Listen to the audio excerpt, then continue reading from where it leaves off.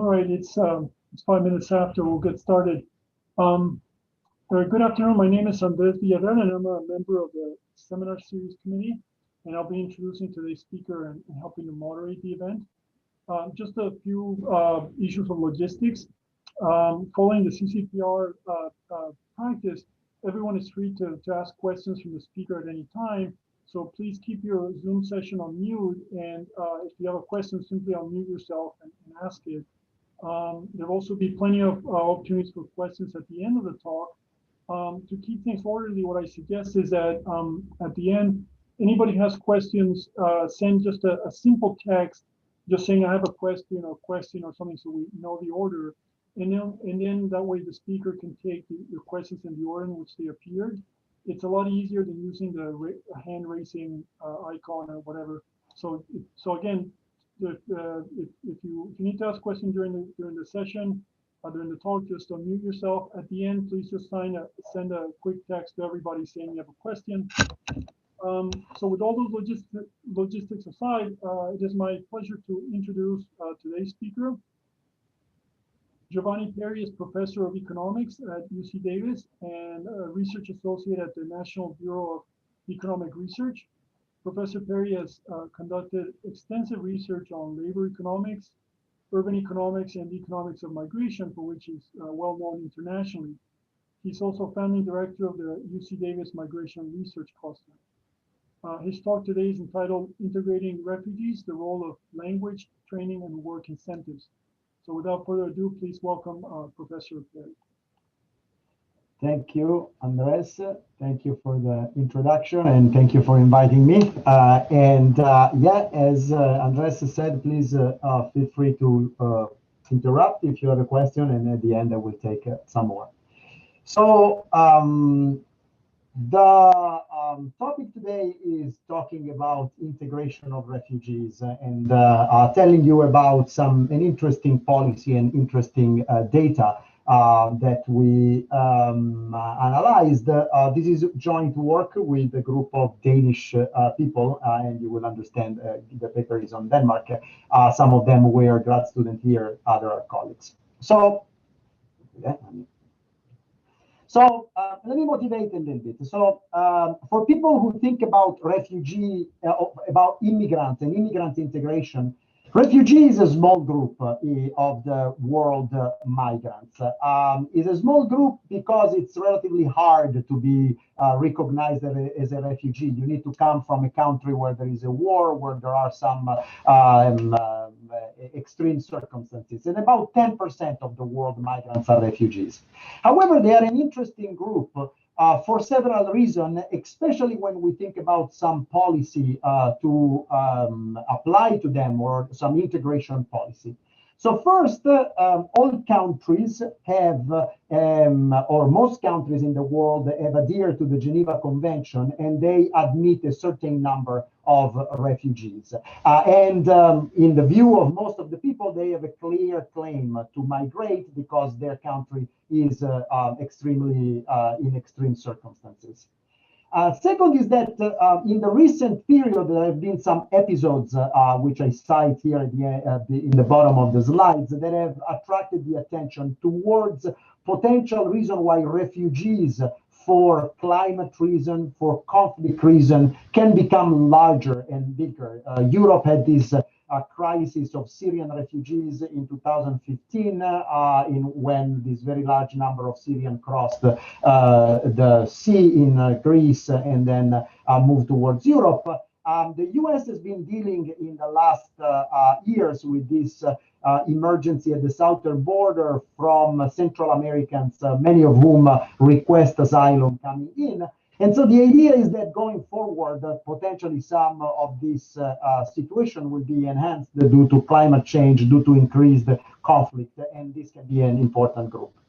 And then the third, I would say that among all the immigrants, refugees often represent a group among the most vulnerable because, first of all, they come from very precarious situations. So understanding what is relevant and what is useful to integrate refugees can be important to understand some important component of policies for integration of other immigrants as well. So they're a small group, but representative of relatively vulnerable immigrants and potentially growing in the future. This paper looks at refugees in Europe and in Denmark in particular, and in Europe in general. So I want to tell you that this situation of Denmark is very representative of what has been going on in Europe. Refugees have been quite problematic immigrants in the following sense that, as I will show you in a graph, their integration from an economic point of view has been particularly hard, harder than the integration of economic migrants, as they are called, people who move for other economic reasons. In particular, they have had a relatively poor labor market performance and a very large employment gap, not only with natives, but also with other immigrants. And they have also been subject to other type of social problem. Crime rates among refugees tend to be higher than among other immigrants. So in a sense, there is really it's really an issue and something to think about why and what have been the hurdles to integration. On the other hand, especially for refugees, there is a sense in which maybe this group in particular, with some help, could be doing particularly well. So doing particularly well in the following sense: many of the refugees that arrived to Europe and to the United States, for sure, even more to the United States, because the process to get, the process to get up in the United States for a refugee is even more complicated. The group that arrived is generally what economists say positively selected on the dimension of education. So they are relatively well educated. On the other hand, they are coming from a very large initial disadvantage. They have gone through trauma, they have gone through a period in which they have not worked. So in a sense, with some measure that allow them to fill the gap and to integrate, this group could be a group that does relatively well. In the US, historically, refugees have done pretty well in terms of integration. The biggest wave of refugees that the US has had in the past has been the wave from Vietnam and Cambodia in the aftermath of the Vietnam War. And there are a few studies by now that show that that group in the long run has done relatively well. So the question here that this paper asks is, what are policies that can be effective in promoting economic success of refugees? Do we know something? What do we know? And can we learn something about some specific policy in a clean and clear way that is well identified? Before going to that, let me just illustrate here with the with the data set of refugees that we will look at this idea of the significant gap. So this is the employment rate and the income in thousands of US dollars of refugees that arrived in year 1999 over time relative to native and less educated, low educated natives. And as you see, there is clearly an issue of convergence. Refugees start with incredibly low level of employment because they cannot even be employed until they are declared refugee. We'll talk a little bit more about all the policy detail. And while their employment rate increases for a while, then it seems to stagnate, and the difference in employment rate with native and even low-skilled native is always in the order of 20-30%, even after 15-20 years that these people have been in the country, and similarly for earnings. So this is following this group that arrived in 1999 and comparing it to relatively similar natives. You see this big gap. So there is a significant literature documenting the disadvantages of refugees and showing and illustrating their hard time to converge. But then, what are the policies, or what is the evidence about which policy work and which don't work? That's a little bit more problematic. So everybody agrees that if there are some policy, or if this refugee could get to a stronger economic convergence, there would be very large economic and fiscal return for the country. These people will contribute more. These people will pay more taxes. These people would be economically beneficial. And I think also some recent literature says that the integration of refugee and immigrant is very important in terms of the sentiment that natives have towards immigration. A well-integrated group of immigrants is a group that generates less hostility, in a sense, for policies which are open. But which policy works has been a little bit problematic.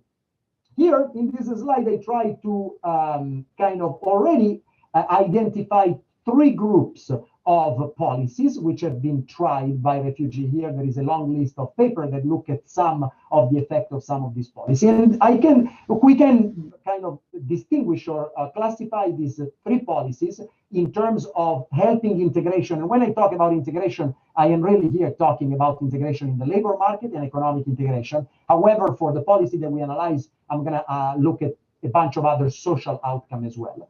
But the three types of policy which have been tried actively to integrate refugees can be categorized into those that have actually been what economists call active labor market policies, policies that directly support job finding, putting refugee better in touch with employer, trying to give them training which is specific to some jobs, connecting them with job opportunities.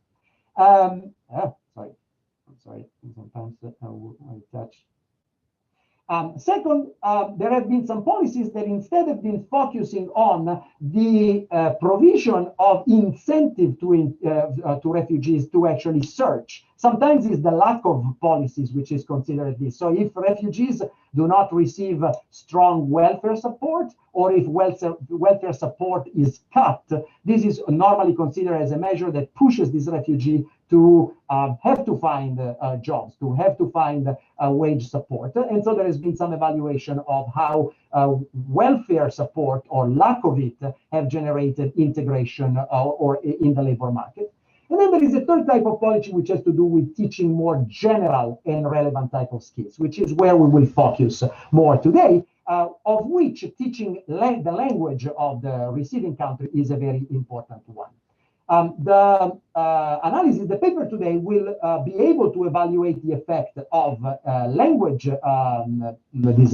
teaching language, so language courses, and also will be able to say something about incentive due to reduction of welfare payment, because these two policies were both actually put in place by the reform that we analyzed on slightly different groups. And so I will describe, although the best powered test to analyze policy is on the language policy. So what do we know? Let's talk a little bit more about language skill and how important are language skills for success for immigrants. So we have quite a bit of paper, and again, here I just cite a few, that emphasize in a very simple correlational or associative way how much there is a positive correlation between language proficiency and success on the labor market. Barry Chiswick has a series of papers, but more recently, there is clear, very strong evidence that how well a person speaks the language is correlated very strongly with the labor market outcome and income. Of course, the causality of this link is completely questionable because people who speak better the language also have a bunch of other characteristics that make them better on the job market. And so the type of study that try to look at the effect of language in a more causal way have looked at some language training program. There is one on Finland. There is a paper on Finland that uses one policy, but this policy actually not only changed the language education of these people, the language courses, but changed also reduced some other type of policies and impacted the sort of other type of levers, which makes this experiment not very strong, not very clean. And they don't find much of an effect in unemployment of this. And then a more recent paper looks at an experiment in France in which language training was given only to people who fall below a certain threshold of language proficiency. And even this paper, in my eyes, it's not clear that identifies the effect of language rather than the effect of other things that the reform also changed. It's it's in a very small group of people, and it's identifying relatively puzzling effect the way I see it. So this paper, our paper, is one in which we want to look at the effect of this one policy that increases language courses provision to a particular group of refugees, and we want to see the effect. At the same time, we're going to be able to say something of what happens if you cut welfare to refugees, which has been studied a little bit more by another paper on Denmark and a paper on the US. That the paper on Denmark uses another reform that cuts welfare to refugees and see what are their labor market outcome. And interestingly, they find that, yeah, refugees are more likely to look for a job if they are cut welfare, but also they're poorer and they're also more likely to commit crime, which are sort of these side and unintended consequences of cutting welfare. And on the US, there is this paper, but really looks at the refugee qualifying or not qualifying for some specific welfare programs, and again uses cross-state variation in a way which is, much less cleanly identified that a treatment control type of analysis, a little bit as the one we think we are doing. So what we do and what we bring to this literature.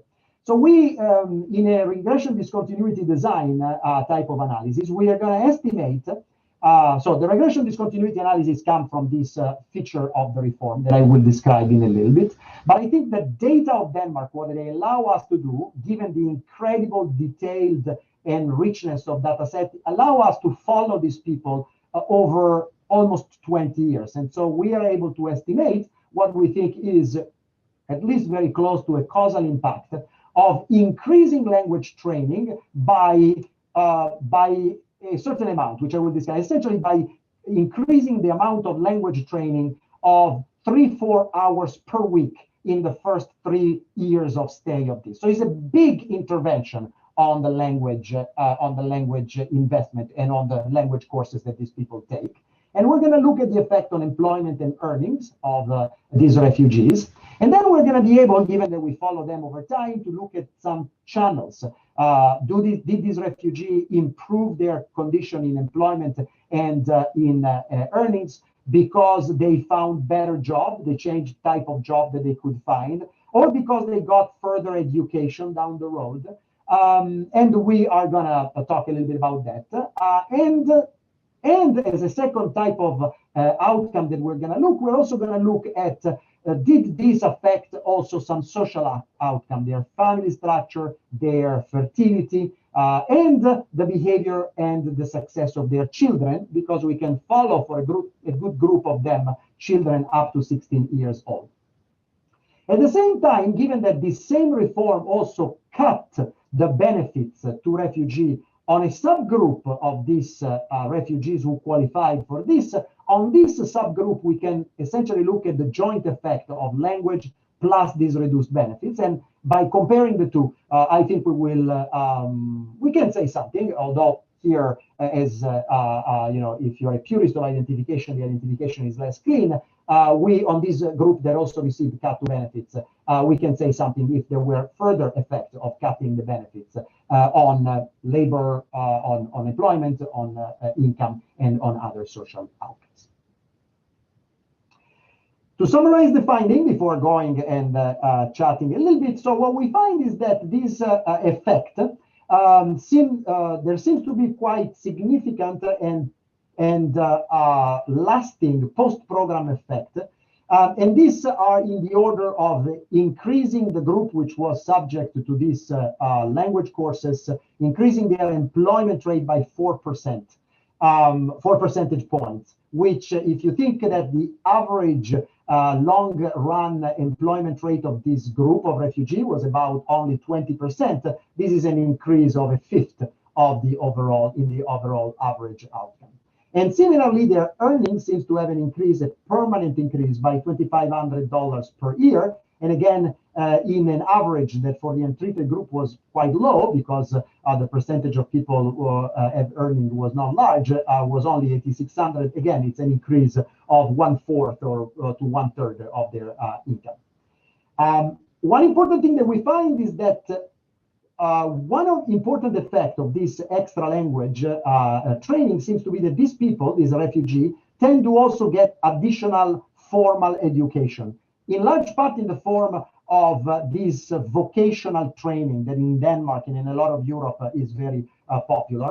And then in part, we also see that they move to jobs which seem to be less manual and more communication intensive, again, perhaps using this language skill more actively. We also see a little bit of an effect in staying longer in the initial place where they are resettled, and so moving less, at least in the early year. On the other hand, we don't find much of evidence of reducing crime in the overall group, but we will see actually something which is an interesting potential effect on increasing crime in the group that got the welfare cut. I will talk about this. And then on their family and children, we don't see much of an effect on fertility and type of family, but we seem to find an effect on the male, on the boys' children of treated parents, in particular if their father was treated. So if their father learned better the Danish language, which you can think is a way of better integrating in the Danish society, we find that the children of these people as boys were more likely to be in school and less likely to be to have committed a crime by age of 16, so as juvenile. We will describe a little bit more in detail all of this. Okay, so now I'm going to take a few minutes to describe the policy that we are going to analyze, and then I'm going to tell you the data and what we estimate. So the policy is the following. The reform that we're analyzing is one in which there was an expansion of total hours of language training, language school, from about 1,400 to 1,800, so an increase by 30% of 400 hours in total to be taken in the first 3 years of school. And at the same time, this reform also increased the funding for these courses and introduced essentially quality control on the teacher that could teach these courses, and therefore, because they had to take some national test. And at the same time, this reform made mandatory for the refugees to take these courses, to take this class. Not only for the refugee, but also for people who were family reunified, meaning mandatory, meaning the following, that before the classes were non-trivial. There was a non-trivial amount of language classes which was offered to refugees, but was not mandatory because nothing down the line depended on this, while being mandatory means that if they want to achieve permanent residence, they need to show that they have completed this language course. And this is a very strong incentive. And then together with this, there was this very much smaller short course in civic understanding. So in a sense, if you want to be really clear, we cannot evaluate the impact of any of these things in separation because the reform changed this. But the way in which we really see the reform is a reform making, increasing the number, the quality, and the incentive for people to take these language classes. So as a package, we estimate the effect of this package. This seems to be, to us, a reasonable way of assessing how a policy that focused on language learning can be designed for refugees and what is its impact. The other little change that was introduced by this reform is that for just a period of 13 months, so this reform, as you will be seeing in a second, is introduced in 1999. For just a period of 13 months, from January 99 to February 2000, a group of these refugees, in particular people who were 25 years and older, were also had a cut in their welfare. So there is an amount of welfare transfer that these refugees receive when they arrive in Denmark. and this lasts for 2 years. And this amount, which was kept stable over time, before and after the reform, was cut for this group for this 1 year by about 25 to 30%. Then it was reintroduced because it was deemed unconstitutional to cut the refugees of these welfare benefits. But we can see that in the 1 year after the reform, this group of 25 and older, so the group that didn't get the welfare cut was the people 18 to 25, which qualified for this but didn't get. The group of 25 and older was cut welfare. And the logic here was that if you cut welfare to these people who really need a job because they have children and they are prime earner, you may have to push them into the labor market. Let me say one thing before I go to the description. A lot of the results that I will describe are for men and women, but then we did a separate analysis for men, separately for men and women. And a lot of the results that we see here are, in fact, a little stronger for men. Men tend to, tend to be the one who are working with higher probability, but some effects are also for women. So in general, I am happy to discuss a little bit the difference. I know that some people say, well, for many of these refugees coming from this country, the labor participation of men and women is quite different. So did you find a different effect in these two groups? I will show something about this a little bit later on. But the direction and the magnitude of the effect are not so different.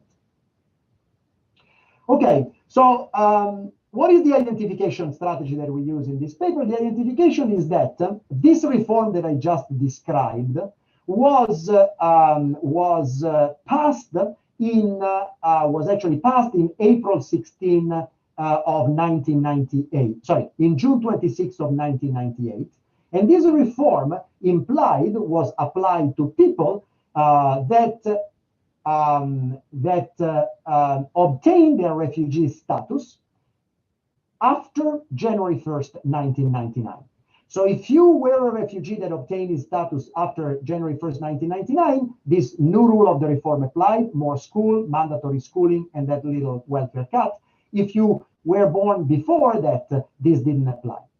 What we're going to use are people who arrived right around this discontinuity. And keep in mind that, let me say 2 words on how the refugee status is received. So a refugee arrives in Denmark, and at the beginning is put in a refugee camp until he or she doesn't have the status. In this refugee camp, the person applies for refugee status. And as soon as the refugee status is allowed, this person is resettled by the authority. It means is given a municipality where to go with a little welfare transfer to have, and is told you have to take these courses in this municipality. This is done by the resettlement authority in Denmark, and the refugee does not decide where to go as a first place, does not decide where to live, is given a place to live, and in this reform, what changed is this being available or participating in this extra language program. So I wanted to say, how long does it take for a refugee to get the status from when they arrive? On average, in the period that we are considering, the waiting time was about a year. So the average time was a little bit above a year. So many refugees, essentially all of the refugees had already applied for refugee status even before this law was even proposed or passed, for sure. And so it's hard to think that there is a lot of manipulation of when I am going to be approved as a refugee before or after, but we're going to check because the idea is that the people who got approved around this date are really randomly distributed between before and after January. And so the treatment and control hit people which are really identical on many respects. And we can use, therefore, the response in the short and in the long run of these two groups, or one group relative to the other, as a causal impact, if this regression discontinuity is really splitting the group, the sample, in a random way. So just to give you an idea of how effective was this program, this is the discontinuity estimate of how many people enrolled and how many in language classes and how many hours they did. 0 is January 1st, 1999, and each dot is people who arrived in a month after that. And so this is 1 year after and 1 year before. And so you see that although there were these courses in principle available, before the reform, the percentage of people, the share of people who were enrolled in the courses was quite small. But then as of January 1st, 1999, people whose status was approved, this percentage becomes much larger. And the difference in our attended also, this is recorded by the school that actually gave these classes, also jumps up significantly. So these policies seem to have changed substantially the enrollment and the hours that these people attended their English classes. Let me describe a little bit the data, and then let me go to show how this, the results will be a bunch of graphs or charts, so it's easier to see. And as you have understood, the identification is really around this randomness of the discontinuity. But the data, sort of what makes this paper interesting, even if Denmark, I can hear the objection, why do we even care about Denmark? What can we learn from Denmark? Sorry, is there a question? Sorry. So why do we even care? Well, so Denmark, in this case, to me, represents in a pretty representative way what is going on with refugees in Italy, in Europe. But most importantly, there is this. We were able to connect data in a way that makes a lot of this analysis possible for Denmark and hard to do in other places. Denmark has this administrative data set in which. It is administrative data set in which all individuals are followed over their working life. But in a new edition, we could identify in this all the refugees and the date that they were admitted. And then we could link this with the data that come from the school that actually provided language training, so that we knew who got the language training and where. And at the same time, we could link this with the educational record, so the school record, and the crime data record of these people, so that we know also their crime history. This three data set linkages really generates a good enough group to do this experiment. At the same time, it allows us also to link the refugee to the spouses and children, and so look at the effect on family.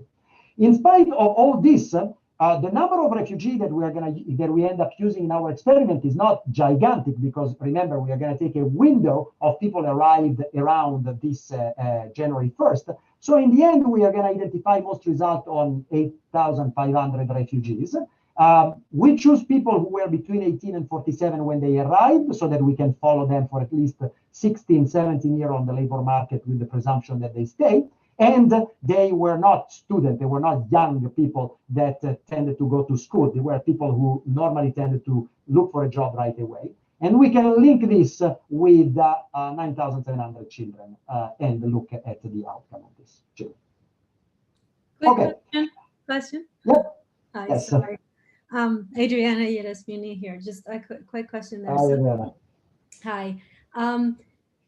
Just more about the context then. So these refugees arrive in Denmark only after their application has been accepted, or they were already in Denmark? Sorry, I missed that part. How does the process work of being a refugee? And also, I kind of was wondering in the back of my mind, how is it different from immigrants?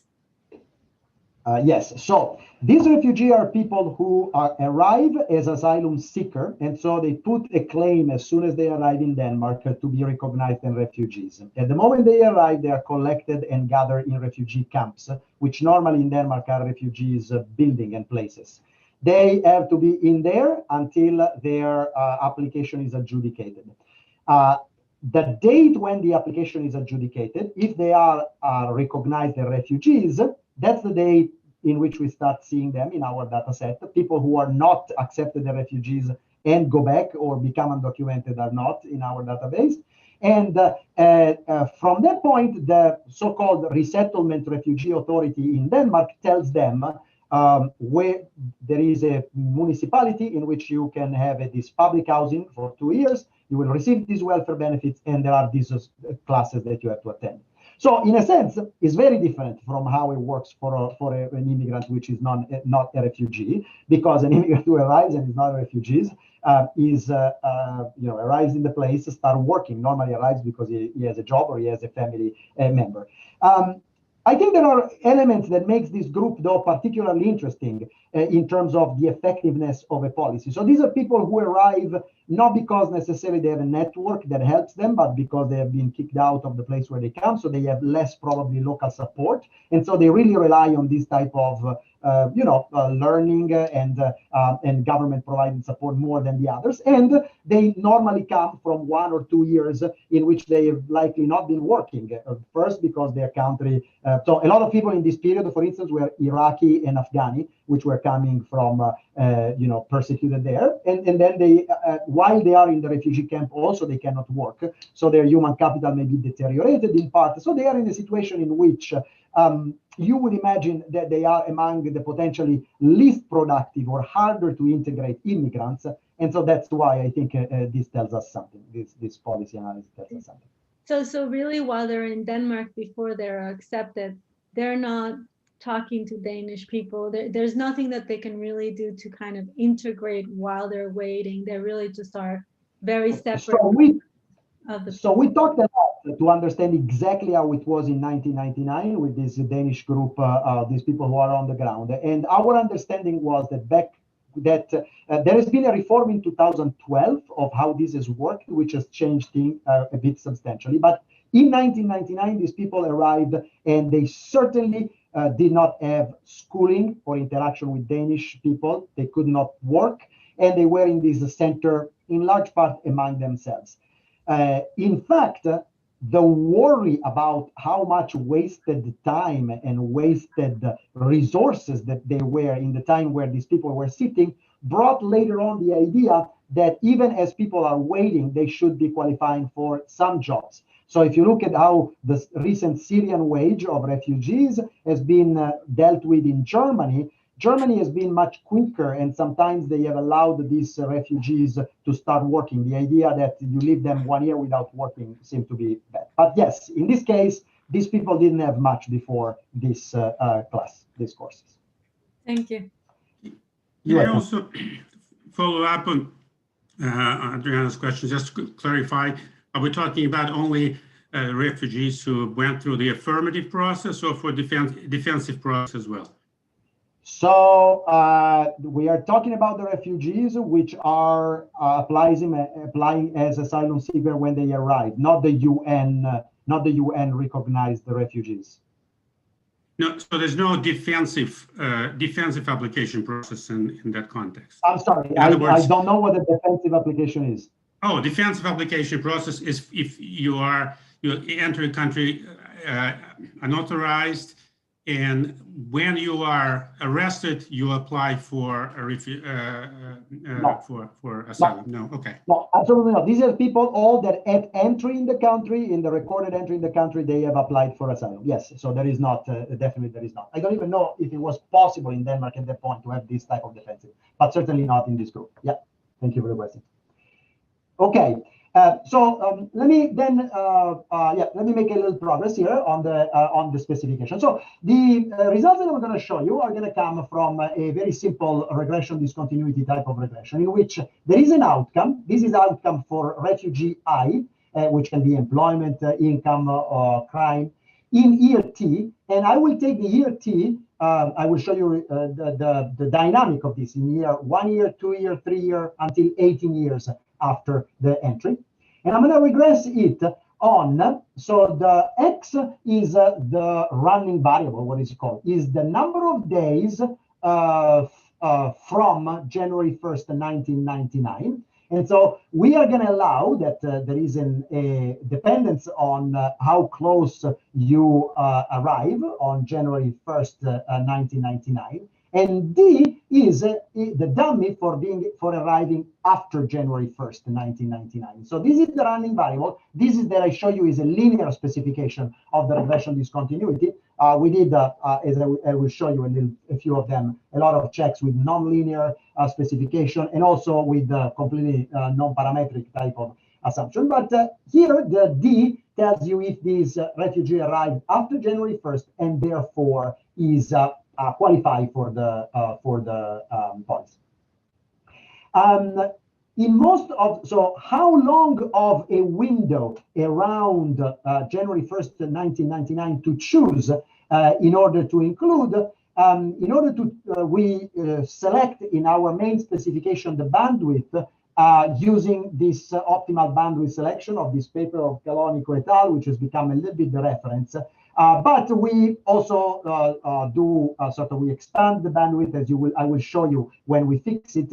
And just to give you an idea, in the end, we end up with a bandwidth, so a period consider which is between 200 and 270 days around the date. So people who arrived up to 7 months, 8 months before and 8, 9 months after this period.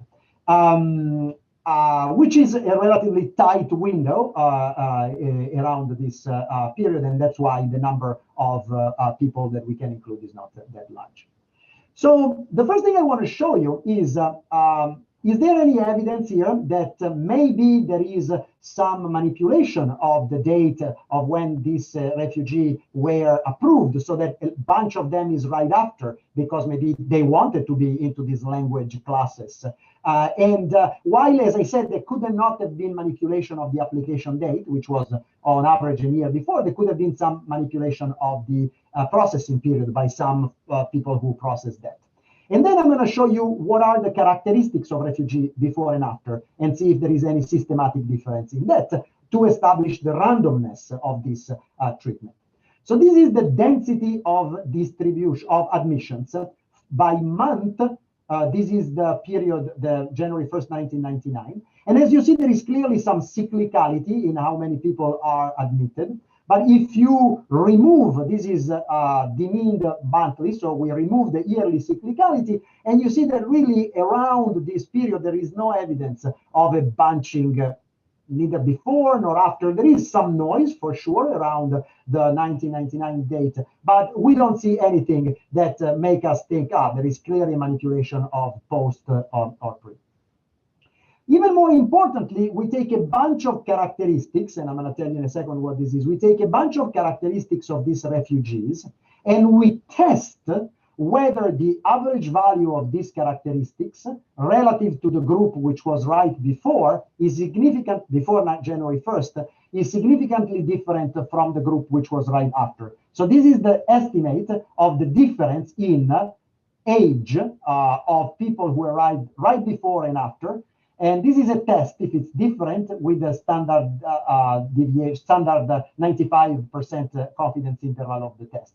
So if you find that this is essentially contains the 0, it means that there is no significant difference in age, in marital status, in percentage of female, in young children, in people who came from specific country, Iraq, Afghanistan, between the before and after. And if you look at all these characteristics, we look at the type of language they speak, the type of Danish language proficiency that they arrive, if they are from convention, from family unification, or if they are gender, and we find that essentially all these characteristics are very similar, are statistically indistinguishable between the people who arrived before and people who arrived after.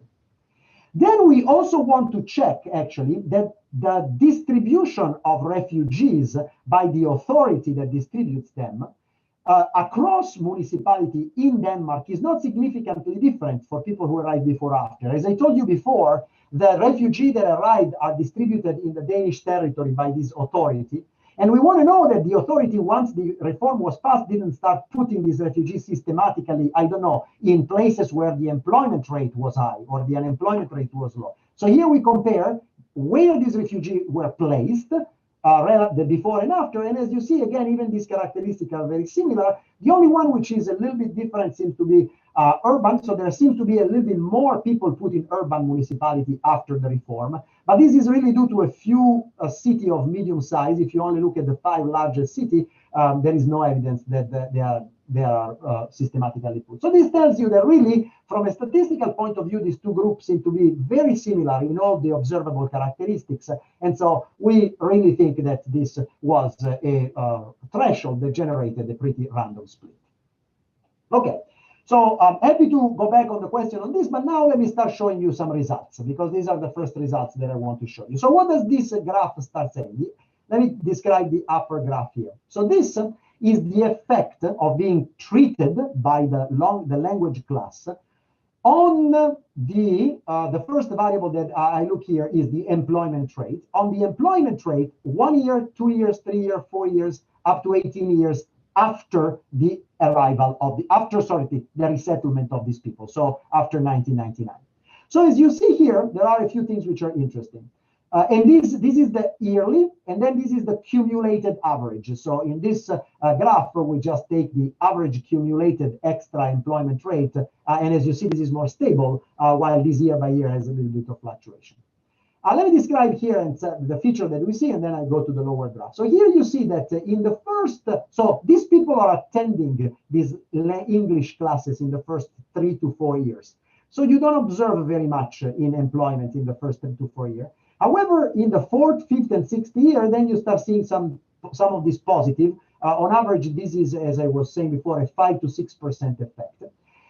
You have this interesting dip here. This is actually the equivalent of the Great Recession in Denmark. So this is the year 2008, 9, 10, when there was a deep recession. So this differential, this extra employment, seems to sort of fade away a little bit during the recession. But then when the Denmark goes back, this effect tend to go back. And in fact, on average, is stabilized to a positive and significant about 5% effect.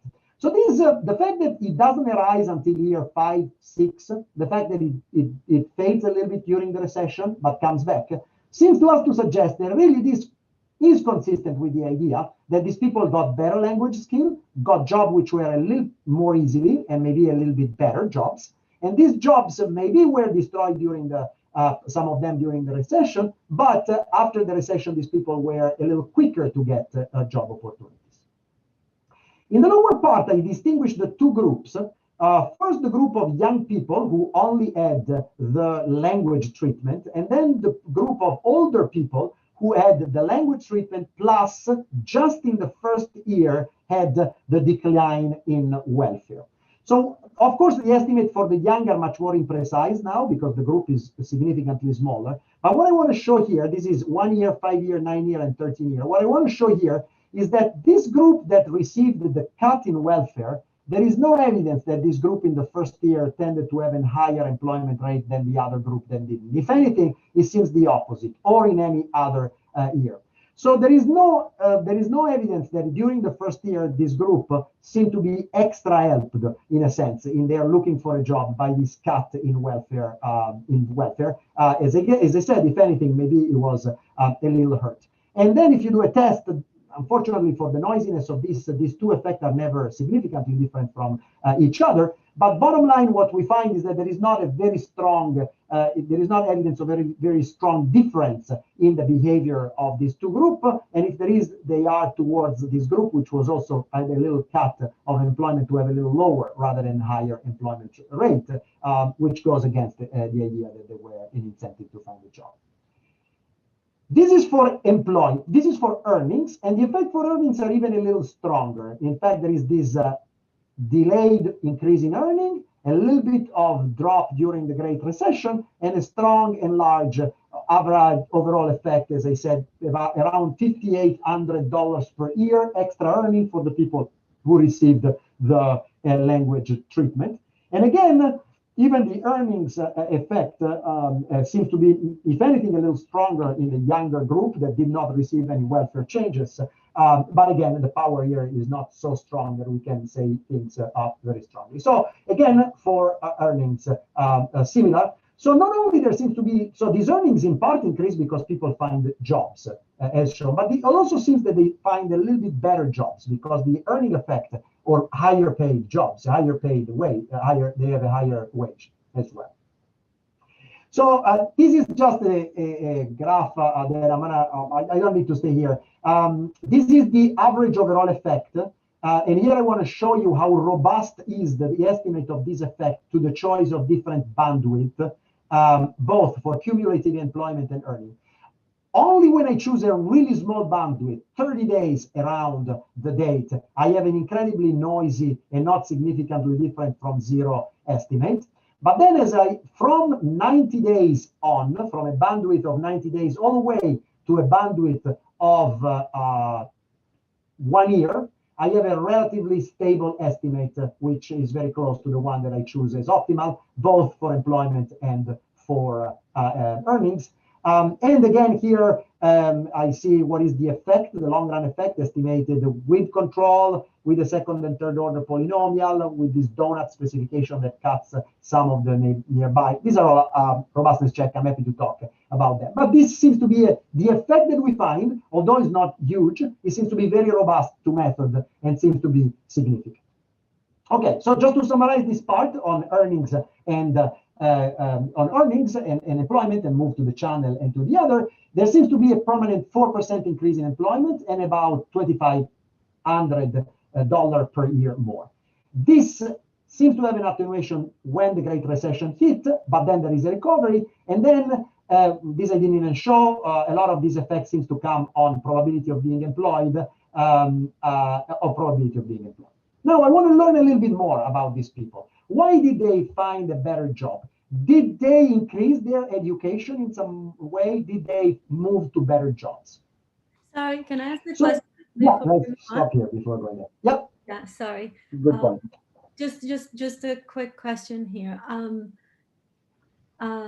What would the results have looked like if you ran like a naive regression on the pre-period with just a dummy for who participated in these programs?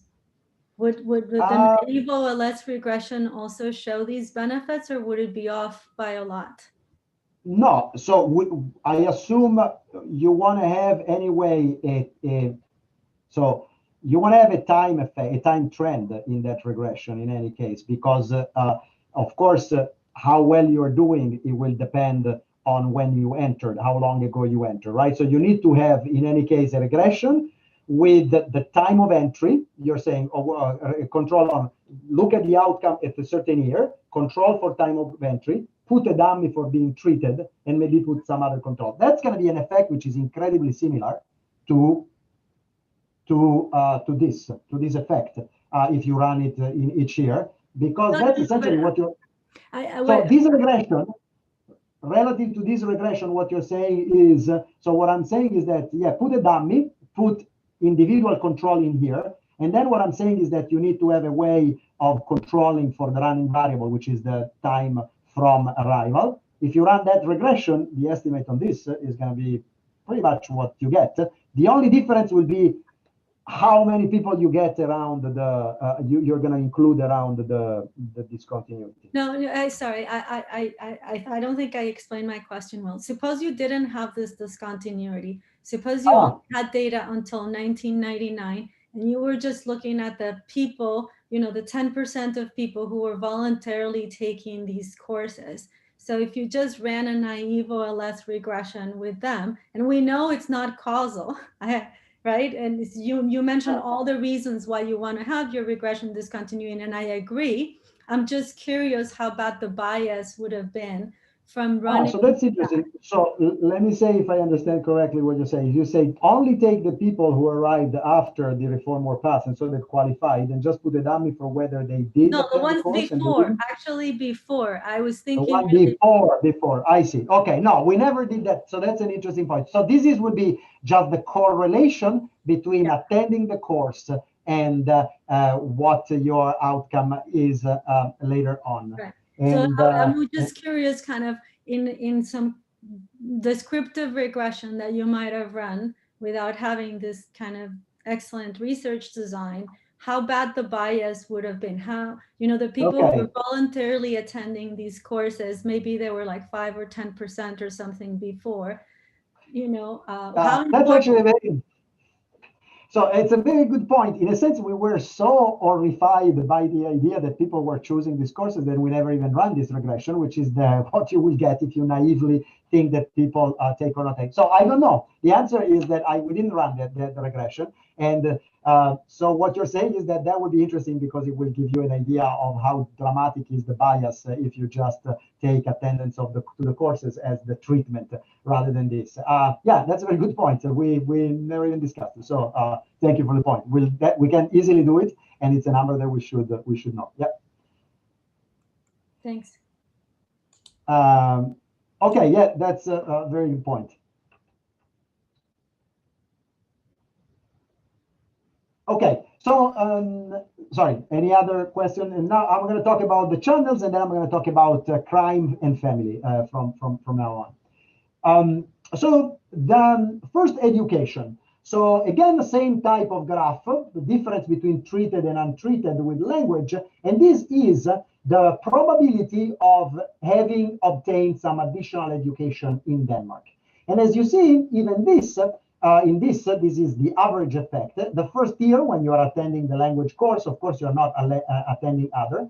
But then there is an increase, a significant increase in the amount of education. So part of the better job and better employment opportunity may actually come from having upgraded a little bit your education. And then it looks like the people who, these treated people who know language better, maybe also had another bump in their education taking in the period towards the end. Remember, this was the recession, and this was when people were getting out of the Great Recession and looking for jobs. So maybe this language base allowed them to be more likely to take other education, both right away and after the recession, to find better jobs. Here you actually find an effect which I think confirm, and it is as you should expect. We would have been worried, although in the very imprecise estimate for young, most of this action, so most of the extra education is taken by people who enter relatively young, under 25. If you are over 25, you don't actually get a lot of extra education, while if you are under 25, you are by 16 years after almost 30% more likely to have gone to extra. And if you break this down, I think that this is a share for any type of education. But if you break it down, something that I didn't report here, but we do in the paper, the effect is really mostly attending what is called vocational training in Denmark. So not going to college, to the formal college, but going to this technical school, that prepare you more for an occupation. Then we try to look a little bit at the type of jobs that people get. And here, the results are a little bit more noisy here, I have to say. And the results are a little bit noisier because sometimes this data, the data on the type of occupation sometimes have some missings along the way, and they're not as clean. And the sample becomes smaller when you start looking at what occupation. So here, what does it say? Here we classified occupation based on an index of how communication intensive they are relative to manual. So here occupation that are like, builder, construction builder, agricultural worker are very low. And then a little higher, you can find something like cashier register. So what do you find of the treated people? Well, so if you put together actually this effect starting from 3-year post and certainly up to the Great Recession, if you take an average of this effect, you get that people move towards more communication intensive type of jobs. So there is some years significant tendency to get more communication intensive job. But this is noisy enough, and by the end of the period, we don't observe very much. We also, a lot of these people ended up being in type of jobs which were assistants of elderly and this protective service, so like guards or this type. And so we wanted to see if there was a specific impact on that. And again, there seems to be some effect of these people getting better language. These are two types of jobs that require a little bit of Danish to be done. You have to speak with your the person that you assist. You have to speak with managers, and there is a little bit of an effect. But again, it's quite noisy. And when you split between young and old, again, things become a little noisier. So a little evidence that people move towards more communication intensive type of job. And then the other things that you find that also in our mind was pretty consistent with this idea that people now, with this new reform, take the courses and the benefit come from actually taking these courses. this is the probability of having left the municipality where you first settled. And as you see, people who are treated, who are entitled to the longer class, to the longer language courses in the first 4 years, are significantly less likely to have moved out of the municipality. So they stay longer. Eventually they move. Eventually they go where their jobs and their opportunities are. But in the first 4 years, they stay there. So it seems like the reform has made people stay in the municipality for a little longer, take the classes, and then move to where opportunities were, getting a bit more education and getting a little bit more communication-intensive jobs. It's not a rural-urban type of difference because the probability of living in urban doesn't change, but it's certainly a probability of moving there. So this tells us a little bit about the dynamics that may justify or explain some of the job effect. But now we want to move into seeing if this better language. So here now you need to, before maybe you were thinking of language as a skill on the labor market that allows you to be better. Now language as a proxy of being a little bit more exposed to the Danish culture, to the Danish, to being integrated, feeling less of a marginalized person. Maybe in this respect there is an effect. And here, as I said, we look at the effect on crime, on marriage, in particular if you're more likely to marry a Danish person, on fertility. These people normally come from a country where the fertility is higher than in Denmark due to decreased fertility on that. And then once we have looked at this, we look at the effect on the second generation on education and juvenile crime on this. So, so the effect on crime I want to discuss a little bit in detail. The other, to tell things let me just go through it. So in crime, I want to say something. So first of all, is there any effect in reducing crime of this in the long run? And here the answer seems to be unfortunately not. We don't observe that people who took these classes in the long run have a lower probability of being convicted or charged of crimes. However, there is this interesting and to first sight, a little surprising effect in the first year when these people have arrived by little, that seems to say that this treated group, has a higher probability actually of committing crime. But then if you break it down between the group that did not have the welfare cut and the group that had the welfare cut, you see that this effect is all considered focused, they're all concentrated in the first year, nothing in the other year, and all in the group that got the welfare cut. So actually, I thought I was showing you the graph for just generic crime because they look very similar. But this is really the graph for this specific type of crime, which is shoplifting in supermarket, which was also by the way, when people say that refugees commit significantly more crime than native, in this case, more than 70% of the extra crime is this shoplifting.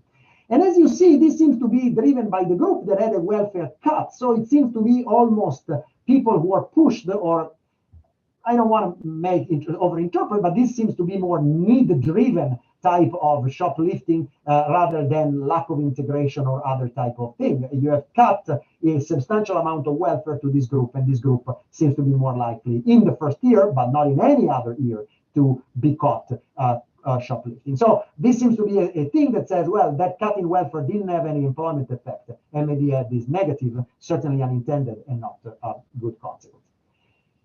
In terms of other effect in the family, was total fertility affected? Was the number of children born in any year after? Is the probability of having a first child or later children? And here we don't find very much. So this is, the total fertility before and after the discontinuity. Well, here this is the effect between treated and control of having a child in the first, second, third year. There is noise again because here the numbers are not huge, but we don't seem to find a systematic effect. Question. Sorry, one question here. Do you have access to the names of people? Because I think in other work, people have argued that the choice of the name you give your children is a measure of integration, and so that they might. That's right, absolutely. So there are those studies which are. So in the data set that I have seen and I have manipulated, the answer is no. But in Denmark, everything is linked. And so I will have to ask if I I know the first name would be enough, in fact, right? That's what you have in mind to see if it's a Danish. Yeah, that's let me ask. Let me make a note here. So you're right. That is one thing that we don't look at. We look at few other things actually. So here I am. We were working on this family thing for a very long time because we wanted to, and we looked not just at marrying. Sorry. So here is number of children. So I'm not even showing you. We looked at marrying, and probability of marrying a Danish person, probability of marrying somebody who's not Danish but is not in your group, probability of getting married under a certain age, too young. We didn't find much. So after a while, we just stopped the searching. But I guess the name of the child is an interesting one. So this thing that I just showed you, why they seem to say that there is not much effect on the family structure, they're also interesting though, because then if the family structure is not very much affected, then we're going to look at the effect on the children now. And we think that if there are effects on the children, they must be really driven by the parents having more education and as a consequence, more employment and income, and not by the fact that now parents have many children, and so each children, I don't know, has less resources. The resource per children and the type of family doesn't seem to change very much, but the income, the education, and the employment status of the parent do change. And so now let's look at the children. Actually, before looking at the children, let me talk a little bit about this heterogeneity analysis. So we, in this graph, we split the group of refugees along very many dimensions. And here, I am going to show you only the dimension in which we find something that at least suggested in some outcome, the potential of a difference. So these are the outcomes that I showed you before: the employment, the earnings, if they got an extra education. And then that shoplifting was the effect on that first year of being charged and convicted shoplifting. And so we split between people, I don't know, who arrived in city with many immigrants or not. But the two that seem to have the one that seemed to have the most interesting effect actually was this. And let me start from here. The idea is that among the immigrants, so Arabic alphabet was, so Afghani and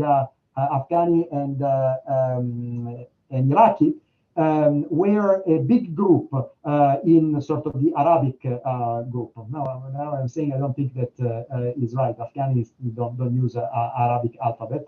And we had one of these which was Latin and non-Latin. I thought maybe that was better. But in any case, one difference seems to be for people who were speaking a language which was significantly different from Danish, didn't even use the same alphabet. So if they had to learn the alphabet, for that group that started with a big linguistic distance, this effect seemed to be stronger than for people that started with a closer type of impact, at least economically here. This first year impact, remember, to the contrary, this was driven by that welfare cut, so not by the language. And in fact, this seems to be even stronger for people who were closer. So interestingly enough, it was not so much the Iraqi and the Afghani, which were pushed to shoplift, but some of the other refugees in that first year. So speaking a language which is very different from Danish makes you benefit more from the course. And then between men and women, as I was telling you before, maybe a little bit of evidence that the effect on women is slightly stronger, although if you do a test of these two things are not significantly different, clearly. And to us, what really told us that this was a welfare effect and sort of a poverty-driven type of crime rather than another is that, if anything, it was even women that had this increase in the shoplifting in the first year when they were cut welfare. Okay, so effect on children. So in this data set, you can now link children to the refugees. And let me show the results of this. Here, the results are in the form of a regression. So this is the coefficient. Now let me tell you what each column says. So first of all, we split boys and girls. And if you see, you look at all the girls' coefficient, we never find an effect on the female children of refugees of this extra language course. Instead, when you focus in boy, the difference between the first two columns and the second is that in the first two columns, we consider kids for whom both parents are treated, and in particular, the dad is treated. Normally, the dad arrives before the mom, so because the mom comes reunifying, or they arrive together. So if the dad is treated, the mom is treated, is likely treated. But there are some cases, and these are the last two columns, in which only the mom has been subject to this higher course.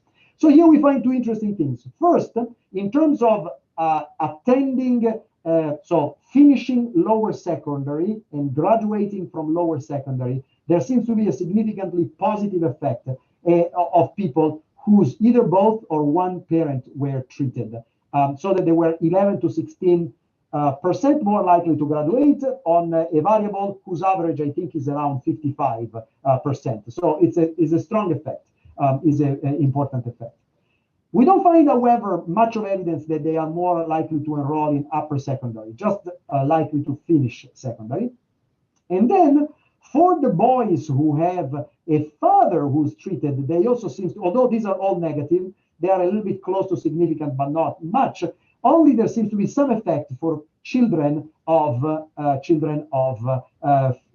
families in which both the father and the mother. They seem to be significantly less likely to be charged as a crime with a crime as a juvenile. So there is this long literature that says that boys seem to be particularly sensitive, especially the probability in low-income environment, to the presence of a father, to the modeling of the father, and this seems to suggest that maybe there is some evidence here. So this is, I would consider the strongest effect of this table to be this lump of positive and significant up here that says that boys of family where both parents were treated seem to be significantly more likely to go to finish their secondary education.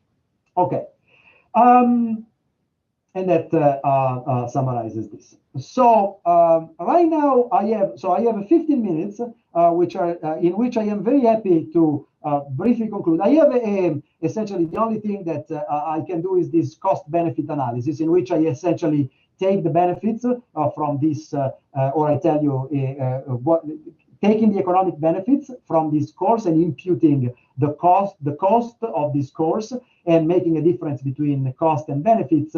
What is the return of this investment and how many years does it take? But I'm also very happy to stop and take questions if this is a better way of using our last 10, 15. Well, why don't I conclude in 2 minutes and then I open it up to questions. So here, I'm not going to carry you through this because we do a bunch of different experiments. But essentially, in the base scenario, what we do is we impute the hourly cost of teacher for our language classes multiplied by the number of classes that these people take.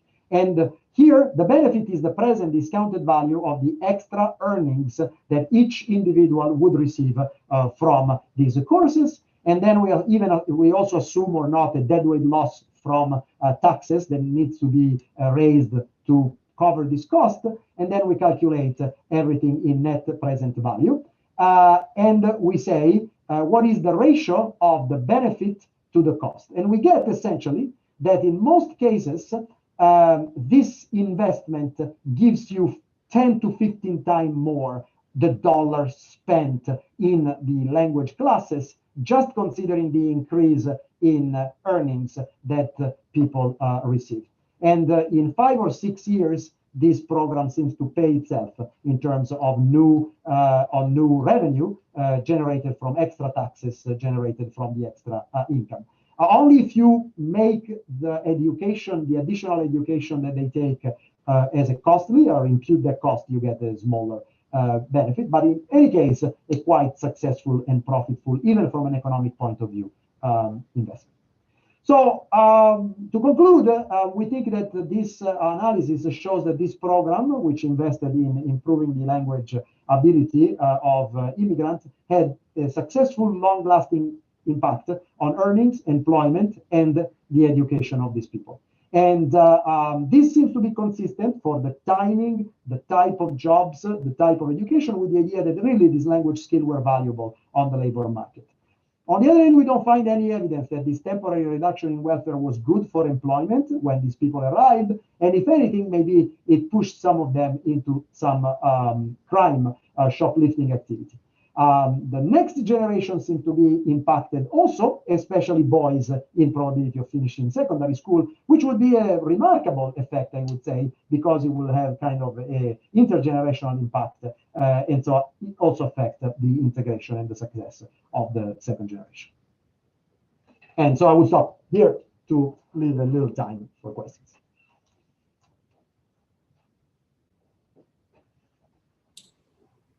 Hey, Professor Peri. Hey, Peter, It's so great to have you here. Very nice seeing you. Yeah, very tiny question associated with the language, the heterogeneous effect by the mother tongue. Mm-hmm. So I'm thinking maybe the heterogeneous effect is not, kind of linear, because maybe people kind of having very similar or very different native language with the Danish will all benefit kind of less than someone in the middle. So, I mean, it could be collecting the continuous measure of the language and the language distance to, Danish, and you can kind of predict the non-linear thing. Yeah. So that's a very good point. And so let me tell you what we tried to do in the past. And Peter is referring to this idea that language have a distance that can be actually measured, and many linguists do it. And so there are closer language and farther language. So we could, instead of splitting just a group, take a more continuous measure of them. So we actually, if you split in two groups, even according to an index, you get some of the same effect that I showed you there. So essentially, if you group the language which are farthest linguistically and those which are closest, you find that either you call them, they are the Arabic or the non-Latin, there is some evidence that for that group, there seems to be an effect stronger than the other. If you do finer things we were losing a little bit power, and we were not even 100% sure. If you put the indicator that it was fully monotonic, there was this difference between the bottom and the top. You are 100% right that it may be that what matters is to be, close up to a point and then after. But if we do the index and we split it that way in two groups, we kind of find the same result. So in the next iteration, people, yes, you're not the only one who has this point. And so we will do something slightly more sophisticated. But I really think that we don't have superpower to really estimate a very precise gradient there, but with 2 or 3 groups we can do. Yeah. So I had a question. The temporary reduction in welfare benefits effect is interesting, or the lack of effect except on shoplifting. But it doesn't answer the question of what the level of welfare benefits from the beginning, what effect the level of welfare benefits from the beginning might have on, people, the probability that people will seek employment. And I wonder if you have any insight into that. I mean, a reduction, especially a quick reduction, is going to have a different effect. Right. So by all means, what we look at is a not so huge reduction and only temporary one. So there is another study, this other study that I cited at the beginning that focused on another reform that much more significantly cut the welfare to less than a half permanently. So right now, the refugees in Denmark used to receive, so I'm talking order of magnitudes here because I know 100% I have the dollar correct, but I think that the transfer, that these welfare benefits before 2012, that's the date of the reform, before 2012, were in the order of something which could be between 700 and 900 euros per month to a refugee as a welfare support. And this reform cut it down to less than 400, so halved it. That was a big and it was permanent. The results in there is that there is a significant effect on employment of that. And the significant effect is people become more likely to work. There is an effect like on employment participation, which is around 10 to 15 percentage point of participation to work. But at the same time, there is also a significant decrease in the income of these people. So essentially, these people work more, but they don't make fully up. And there are some other socio indicators, including crime, that also go in the wrong direction. So you cut welfare, you get these people go on the labor market a little bit more, but they're not going to make very high wages because maybe their skills are limited, and so their family lives with less income, and some of the problems that they had before maybe now are even a little worse because you have cut income. So that doesn't answer yet, because I don't know what if they had zero, what it would be, but that goes a little bit more in the direction of saying, is, you know, that giving or not giving welfare has an effect on the incentive to work, but also has a big effect in how much resources the family end up having for the children, for them. You know, there was evidence in the other that maybe the kids were less likely to go to school, so because there is really lower income. So complicated question here, but certainly I would say that in terms of will adjusting this welfare transfer at the margin do much? Probably the answer is not. Will taking them away completely do something? Probably the answer is yes, they will do something, a lot to employment, but it will also do a lot to their income and to their social status. Thank you. Of course. If I may ask, well, first of all, thank you very much, but I want to comment on, I can't help but just notice that in your last point of your conclusion doesn't really tell me that next generation benefited from the improved economic condition, because only half of that next generation really benefited. And it's, I think it's very troubling, and it takes us back to kind of also to, of course, the debate about, you know, gender patterns of integration, especially in the context Europe, perhaps related to the origin, sort of gender norms and ideology that the immigrants bring with them from countries of origin. So, but my question is, again, I remember in your, if I remember correctly, your very first sort of general slide showed some trends towards convergence in levels of employment and income, and then the kind of stagnation. Yeah. Of course, you're using very different data, and you cannot directly relate this, but I wonder whether you, and I don't see in your results necessarily any evidence of that, of those temporal trends, but I wonder if you want to. So yeah, let's go back a second. Let me show you that. Yeah. So, and I'm gonna address the gender one because it's important too. You're right. Yeah. Let me just. Okay. So here. So essentially, you should think of this as this is the trajectory of convergence of the baseline refugees. The effect that we estimate are on top of this. So you should think that the people who had in language from year 3 on, they went, so this is, you know, they went 4 or 5% higher and they stay higher. So how much of this gap did they fill? Well, this is from 25, this is a 30% gap. They fill 5% of this gap with that policy, right? So 5%, so 5 out of 30, 1/6. So did this something? It did something. It didn't solve the problem. You're right. So it's not that the new refugees, boom, went up here with this. They went somewhere there. So it filled 1/6 to 1/5 of the gap that they have. So clearly this is one aspect, but it's not, you know, the whole thing. Now, in terms of gender, I mean, you're right. I didn't mean to, sorry, you're right. The last point is misplaced. I mean, no, you said that. I don't want to accuse you of. No. Yeah, you're right. It's just. I mean, I'm very troubled by that result. I am troubled too, and we should be very sensitive to this idea. And I think that there is in this data over and over again. So there is clearly some sense in which the women of this group are potentially the more disadvantaged, and they have had a hard time accessing labor markets. A little bit there are some, you know, heritage that keeps them at home, but in part is because the opportunities are difficult.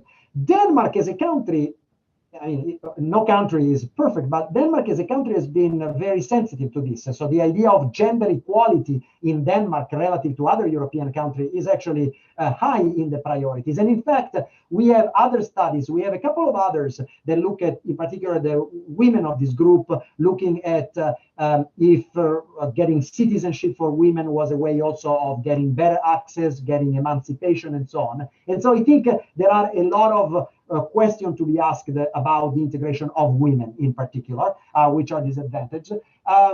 In this case, some of the effect actually for women were hopeful because the employment effect seemed to be relatively large for women. It's just that in the next generation, you're right, the girl didn't seem to translate into a better opportunity for this girl. And so what did go wrong, or where in the dynamic of the intergenerational transfer this went wrong, I think is an important question. And I want to be very cognizant that this is a big issue, and we should think about it. Hi, can I ask a question? Hi. Yep. Thanks a lot for the presentation. So maybe I missed that, but I was wondering whether also you might be capturing some peer effect. So the fact of having language classes also make them interact with each other, so they can maybe share some, work tips and stuff like this. So I was wondering whether you could observe whether they tend to enter in the same type of businesses or even same companies. That could be a sign of them like sharing some. Yeah, I see your point. So it's not that the new people were surrounded. So I guess this can come from here. The way in which people who arrived before and after January 1st were distributed, both in municipality and in city, was very proportional. So if you were a person who had right to more language school, you were not necessarily going even to class or to school with other people who also were like you. You had both of the groups. And there is no evidence that there was a concentration of this post-January 1, 1999 in some particular. They just had right to a longer period of education, and there were some new classes created for them. The other people could go to these classes too. So on that side, we could look a little bit at the structure of local school to see if there was a strong probability of being with peers, which also qualified for more. Our current feeling is that there was not a systematic grouping of these people. So the peer effect should not be particularly strong. We can look ex post, as you're saying. Maybe that's interesting. Maybe see. And the point here is that we can, we can see if they. That's what we thought when we were looking at specific occupation. There was a slide in which I was saying, do they go into these two types of occupation that seems to be very successful? And the results were a little bit noisy, because when you start looking at outcome in which only a small percentage in general there is more noise. We could look if they all go in or in similar company or firms. I doubt that we can tease out, unless there is a very big company that hired them. We have 8,000 individuals that end up in probably 1,000 of different employees. So that outcome of going in the same is not going to be very high probability. But I take the point. I think that there is something to be said in was part of the effect, because these people then in their jobs, in their school, reinforced each other behavior by doing the same thing. I think that's a good point. Exactly how I'm going to test? You suggested a couple. My thinking is that really looking at what type of firm they work is going to be too underpowering this, but I'll think more about it. Thank you. Okay. Sorry, I've been asked to finish this on time, so we're unfortunately out of time. But I want to thank Dr. Peri for his talk and lively discussion. Thank you very much. Thank you very much. It's my pleasure. Thank you, Andreas. Thank you. As a quick reminder, if you're a graduate student that has signed in to attend the pro seminar, please stay on this link. We're going to be meeting with Dr. Peri right after. I'm going to stop sharing. I'm going to mute myself.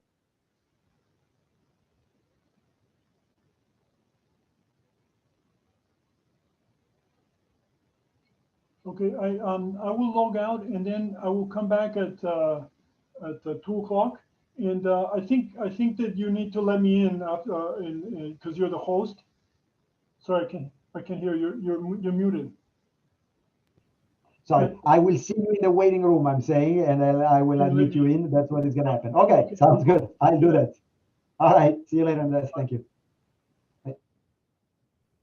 Professor Peri, I've made you the host. So I'm going to go ahead and just make sure I see there's some people here. So I'm going to go ahead and remove people. I have Brett. I know he signed up for the pro seminar, and I'm going to go ahead and remove the other people that are here. And I actually have class at 2. So like Professor Professor Villarreal Okay. mentioned, I'm actually going to make you, I just made you a host, so you're going to have to admit him in at 2, just so that you can meet with him, I okay? will. Okay, So I have perfect. the full host ability here. Okay, I will run this then. Yeah. All Okay. right. Thank you, brother. Okay, take care. You too.